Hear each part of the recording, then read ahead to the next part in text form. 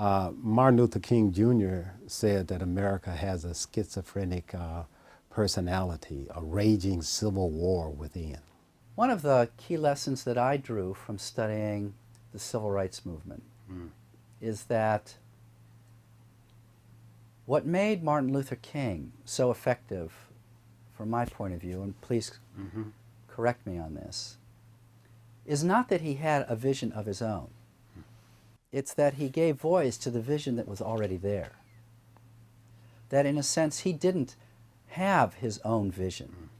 He pointed out the vision that was already in the orienting values of a nation that was still working out its own internal contradictions.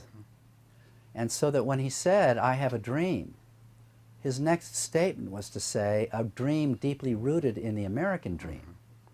And I think that's what gave him purchase over people's hearts and minds, because he was saying to America as a whole, this is not a conflict between me and you.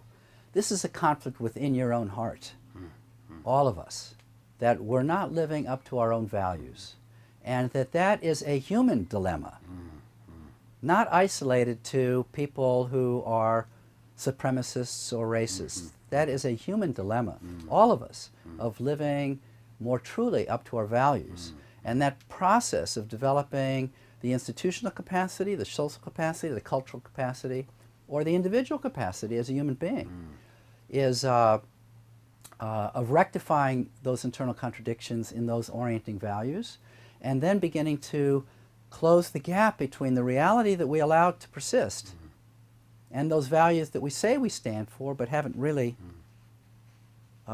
been true to. I would consider that to be adaptive work. Wow.